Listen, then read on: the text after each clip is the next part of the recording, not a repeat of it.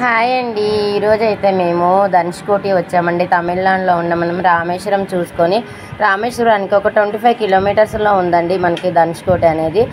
రాముల వారు వారధి కట్టించారండి. శ్రీలంకలో రావణాసుడు సీతను ఎత్తుకెళ్ళి శ్రీలంకలో పెట్టినప్పుడు, లంకలో ఉంచినప్పుడు మనకి ఆ లంకలో సీతాదేవిని తీసుకురావడానికి వానర సైన్యంతో ఇక్కడ వారధి అయితే కట్టించారండి.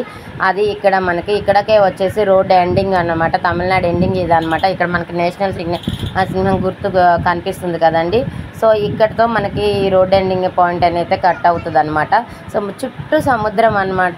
మధ్యలో రోడ్డు చాలా చూడడానికైతే అసలు చాలా బాగుందండి. అసలు మనం ఎంత హ్యాపీ అనిపించిందో మాకైతే.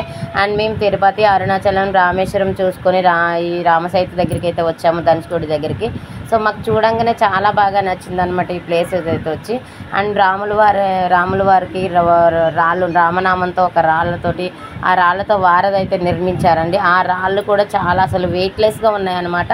అండ్ మేము వచ్చి చూసాము ఇక్కడ ఆ రాళ్ళను కూడా మేము ఇదే రాయి తలపై పెట్టారు. రాయి అందరం పట్టుకుని నీళ్ళలో వేసామండి.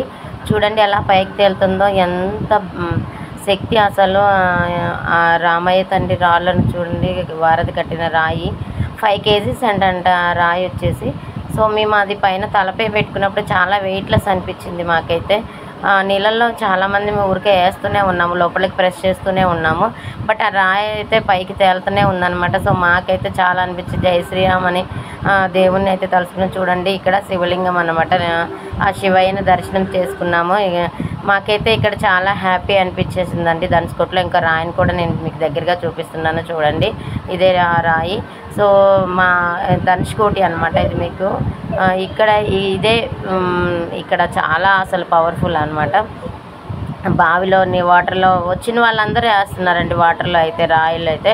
ఎందుకంటే మనకి అసలు రాళ్ళు నీళ్ళలో వేయంగానే మునిగిపోతాయి కదా, పైకి ఎలా తేలుతాయి అనేది డౌట్ అనేది మనకైతే వస్తుంది అనమాట. సో అందువల్ల ఏంటంటే అందరూ వచ్చేసి ఈ నీళ్ళల్లో రాయి అనేది వేసి చూస్తున్నారనమాట. అండ్ లోపలికి ఇంకా ప్రెస్ చేస్తున్నారు.